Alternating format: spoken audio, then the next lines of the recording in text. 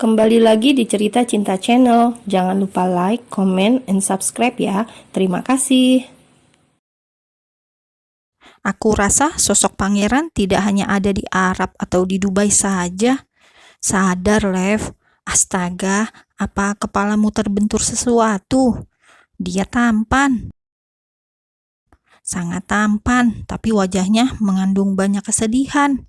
Sok tahu. Levia menggeleng keras kepalanya. Dia seolah mendengar banyak bisikan di sebelah kanan dan kiri telinganya.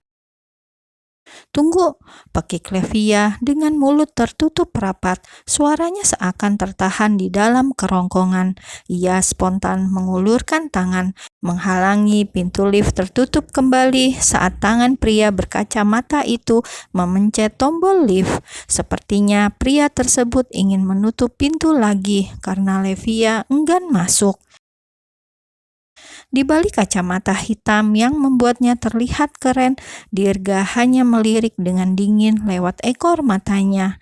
Pria itu kemudian mundur, memilih menjaga jarak dari sosok wanita aneh yang tiba-tiba masuk lift bersamanya. Tampilannya lusuh, sepertinya hanya seorang asisten atau petugas kebersihan di apartemen mewah tersebut. "Maaf," ucap Levia sambil sedikit membungkuk. Ia menoleh untuk melihat pria tersebut. Namun Dirga sama sekali bergeming. Pria itu malah seolah tidak menganggap keberadaan dirinya. Levia juga dapat merasakan aura keacuhan laki-laki satu lift dengannya itu. Sadar kalau diacuhkan, Levia kembali berdiri tegap menghadap ke depan. Beberapa detik rasanya cukup lama, menit seolah berasa menjadi jam. Tit!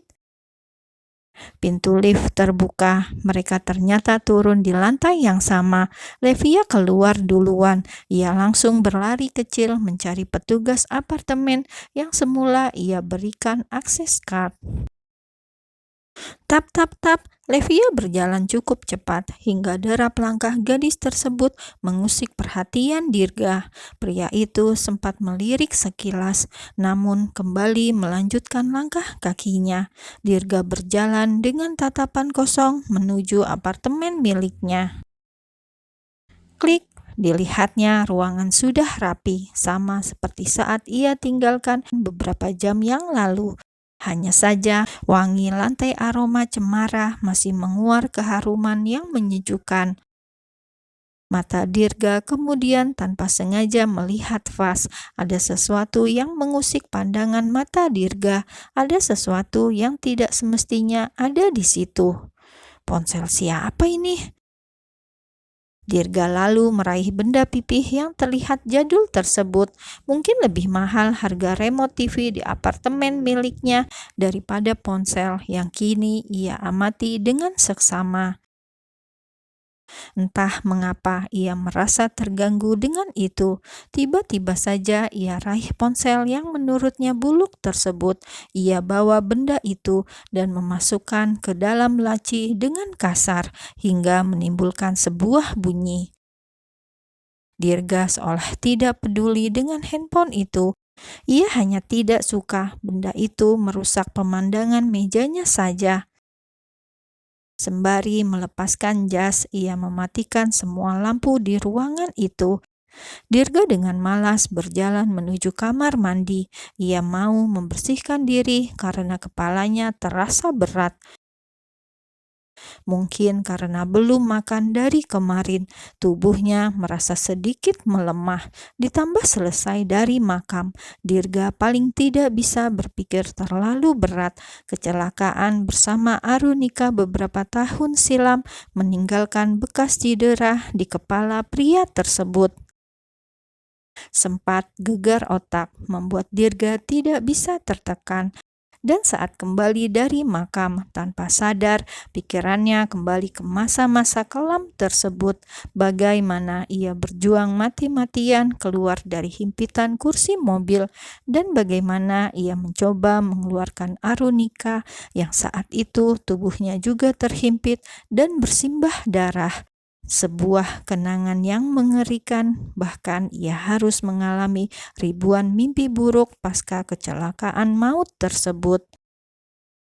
Lama-lama, semua pikiran tentang kenangan buruk memenuhi kepalanya. Semakin deras air dari shower mengguyur tubuh Dirga, semakin cepat pula kejadian itu muncul, berputar dan berulang di pelupuk mata, sampai Dirga merasakan sakit di kepalanya.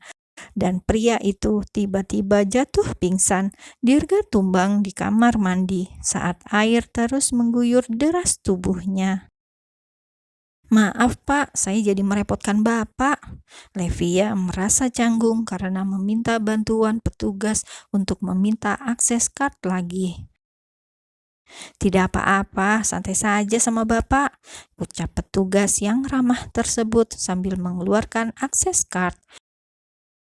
Begitu mendapat kartu untuk membuka kunci kamar apartemen Dirga, Levia bergegas menuju ke sana. Ia langsung membuka pintu tersebut dengan kartu akses yang ia miliki sekarang.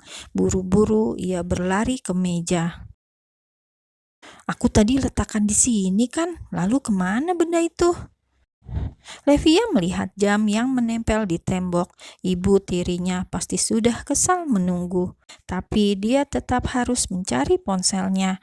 Di sana banyak nomor penting, nomor-nomor bosnya selama ini. Kerja part-time di banyak tempat membuat ia memiliki banyak atasan. Aku taruh di sini kok." Levia menatap sekeliling, matanya kemudian tertuju pada bawah meja. "Apa jatuh?"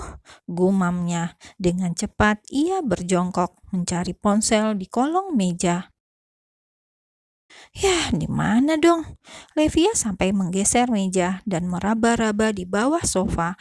Mungkin jatuh dan terpental di bawah kolong sofa. Bukan handphone yang ia dapat, melainkan selembar foto. Foto gadis cantik yang dirangkul oleh seorang pria tampan. Mendadak alis Levia terangkat sambil bergumam. "Ini pria yang tadi kan?" Bibirnya mengembang. Levia tersenyum getir. "Oh, sudah punya kekasih. Apa jangan-jangan istrinya? Astaga, sadar Levi, itu suami orang." Levia menggeleng keras, kemudian menaruh foto itu di atas meja. Levi pun pergi ke dapur. Mungkin ponselnya tertinggal di dapur saat ia cuci piring tadi, atau mungkin tertinggal karena ia lupa. "Di sini enggak ya?" Ia mengambil tempat sampah yang kosong, mencari-cari ponselnya yang hilang. Keburu mama marah. "Ya Allah, kemana ini ponselku?" 10 menit ia mencari, tapi tidak ada hasil. Akhirnya Levi pun putus asa. Tapi tiba-tiba ia jadi teringat sesuatu. Levia tadi sempat mengganti sprei kamar utama. Levi pun bergegas. Ia langsung menuju kamar utama. Klek, di mana ya? Ia mengangkat bantal dan guling, tapi tetap nihil. Benda pipih itu tidak ada di mana-mana.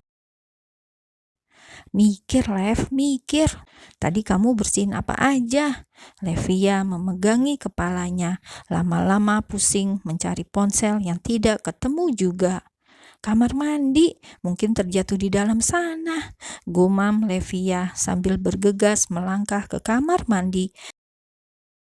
Gadis itu tanpa pikir panjang langsung masuk begitu saja. Klek. Sempat terpaku sesaat, Levia langsung menarik handuk yang ada di dekatnya. Ia membalutkan kain handuk tersebut untuk menutupi tubuh pria yang terkapar di dalam kamar mandi itu. Dengan tangan masih gemetar, ia seret tubuh pria yang belum ia ketahui namanya tersebut keluar dari kamar mandi. Levi yakin pasti itu si pemilik apartemen, pria yang sempat satu lift dengan dirinya tadi. Susah payah gadis itu menyeret tubuh sang pria hingga naik ke atas sofa yang paling dekat dengan pintu. Sebab ranjang dirasa masih jauh, Levia saja kini sudah ngos-ngosan. Nafasnya nyaris putus-putus. Ternyata berat juga memindahkan pria yang ia taksir memiliki tinggi 185 cm lebih tersebut. "Ambulan, ambulan, aku harus panggil ambulan," ucap Levia dengan jantung yang masih berdegup kencang. Namun saat ia akan berbalik untuk mencari telepon, tiba-tiba Dirga menarik ujung pakaian Levia.